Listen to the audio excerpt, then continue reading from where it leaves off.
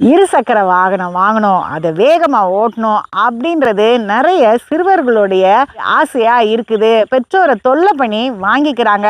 Video கேம்ல ஓட்டுற மாதிரி வேக வேகமா ஓட்டி எங்கேயாவது சாலை விபத்துல மரணம் அடைகிறாங்க. டாக்டர் அசோகன் அப்படின்னு திருக்கழுகுன்றத்துல ஒரு மருத்துவர் இருக்கிறாரு.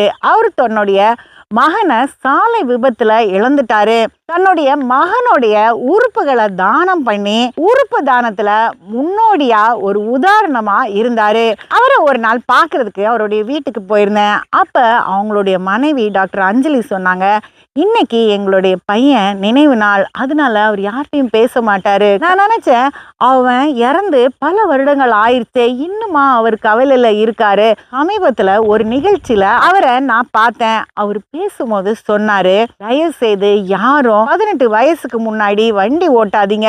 உங்க அப்பா அம்மா உங்களை பெற்றெடுத்து வளர்க்கறது நீங்க சாலையில மறிச்சு போகிறதுக்கு இல்ல. வரைக்கும் எனக்கு என்னுடைய மகனுடைய இழப்பு உச்ச உணர்ச்சியை தான் கொடுக்குது. ஒருவேளை அன்னைக்கு என்னுடைய மகன் வெளியே போறத நான் தடுத்திருந்தேன்னா இன்னைக்கு அவன் உயிரோட இருந்திருப்பானே. இதுல என்ன வித்தியாசம் அப்படின்னா, ஒரு இழப்புனால ஏற்படுற கவலை ஒண்ணு, ஒரு இழப்புனால ஏற்படுற குற்ற உணர்ச்சி ஒண்ணு. கவலைய நம்ம சீக்கிரம் மேற்கொள்ளலாம், ஆனா குற்ற உணர்ச்சியை என்னைக்குமே நம்ம மேற்கொள்ள முடியாது. மருத்துவருக்கு ஏற்பட்டிருக்கிறது குற்ற உணர்ச்சி தான் அப்படின்றத நான் புரிஞ்சுக்கிட்டேன். ஒரு உதாரணமா உங்களுக்கு சொல்றதுக்கு காரணம் என்னன்னா, சிறுவர்கள் தயவு செய்து இருசக்கர வாகனத்தை ஓட்டாதீங்க. பெற்றோர்களும் அதை அனுமதிக்காதீங்க.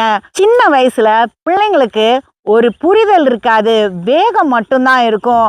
அதனாலதான் இந்த சட்டமும் இருக்குது அப்படின்றத நம்ம புரிஞ்சுக்கணும்.